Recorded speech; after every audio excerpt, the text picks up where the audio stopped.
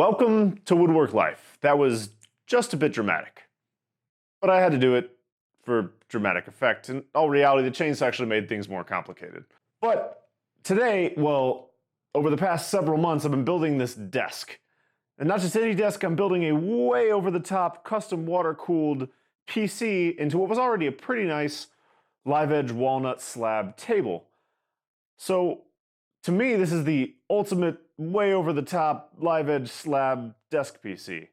And if you enjoy this video and stuff like this, be sure to subscribe to this channel and drop a like down below. Occasionally, I go off the deep end and build something weird like this that takes entirely too much time and effort, but enough with the yak, let's get to the whack. So the first thing I had to do was build a box, and I chose to make this box out of 3/4 MDF, and this is because the MDF won't expand and contract the same way that the slab will. I got my dimensions by taking the motherboard and adding 2.5 inches on each side of the motherboard. The motherboard I'm using is EATX, so it's a little bigger. This is all kind of custom, so just choose whatever size really works for your design. I added a small housing rabbet to the bottom of each of the pieces. This would allow me to seat the bottom of the case so that it will all sit flush and give it plenty of glue surface area, because I wasn't wanting to connect this with any pins or screws or anything. It's all just glue and clamping pressure. Now, I hate working with MDF because of the dust and the glue and everything, but the one nice thing about it is that every face, once you cut it, operates as edge grain, so you can use glue just fine and you get a perfectly strong box. Once the glue was dry in the box, I cut a bottom piece that was perfectly fitted to slide into the bottom, and this was again just going to be held in with glue and pressure. I was really satisfied with the fit.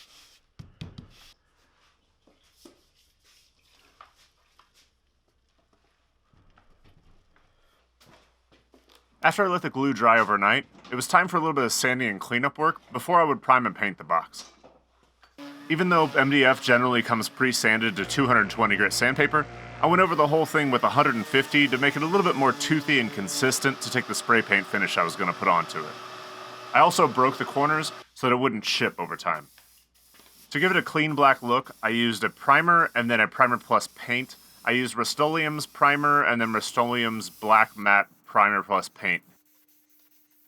I actually didn't get any shots of the paint job, but here's me priming the whole thing. To fit the box into the live edge slab desk, I was very careful to mark it out. I then taped to my lines, that way I knew there was a no-go zone. So as long as I sawed inside of the tape line, I was good to go. Now, I should have used an edge guide here, and I learned that lesson quickly, but this first time, I just went over with a saw and used my Ryobi to cut up any of the pieces that I couldn't get to with the circular saw. I wasn't super happy from the results right off the saw. I should have used a straight edge, and I learned that lesson later. But I made a template to fix my mistakes, and this way I could just flip the desk over and take my flush trim router and flush trim the edges of the desk to meet up perfectly with that template. For the cutout on the side of the desk, I got wise, and I used the edge of that template I built earlier as a straight edge to cut out the holes. This works a lot better, and I didn't even need to touch it up with a router afterwards. So that was perfect.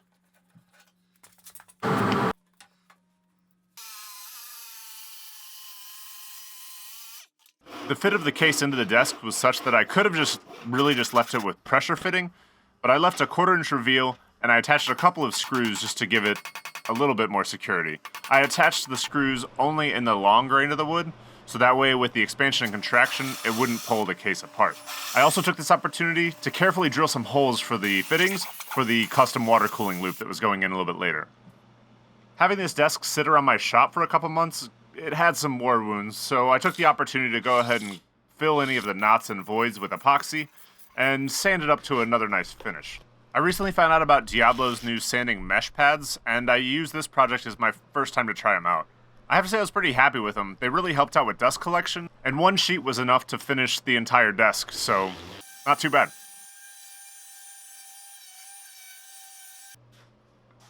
Originally, this desk was finished in General Finishes Armor Seal, which I was pretty happy with, but Rubio Monocoat sent me this 2-part system, and I wanted to give it a shot. It's a 2-part oil finish, and it's totally bulletproof. I tried a couple different application methods, including the squeegee method, because I was inspired by Jeff Mack designs, but they're a lot better and more sexy doing it than I am, so check out their videos on Instagram if you want to see how it actually goes on.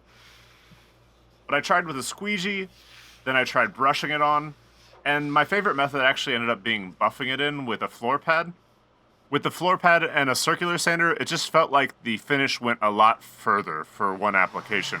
And this was pretty expensive, so it really pays off.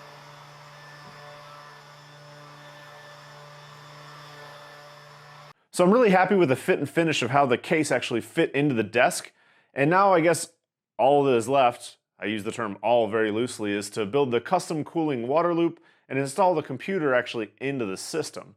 So let's have at it. I've got to admit that this threw me for a loop, no pun intended. This is just a lot of complex three-dimensional thinking, and sometimes I just had to go to bed with a headache and come back at it the next day. Fortunately, as far as components go, this is the best you can get. Not just one, but two 1080 Ti's from Aorus, along with a full custom water loop provided by Alphacool and ModMyMods. I've got to say, Kevin and Joe from ModMyMods, you guys rock. I also used the Ryzen Threadripper 16-core 32-thread processor. This thing's an absolute beast. Additionally, my buddies over at Corsair provided a 1200-watt power supply, along with a bunch of their LL series ring fans. These things look so cool. And then 64 gigs of Vengeance RGB memory. This thing's gonna be full-on RGB. Well, let's get after it.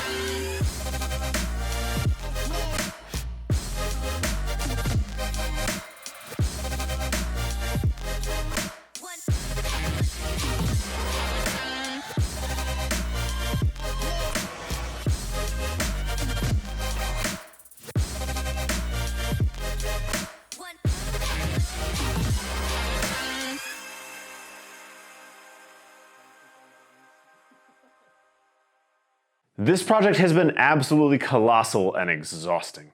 I've put well over 100 hours into this thing, and it's probably the longest build that I'll do for this channel.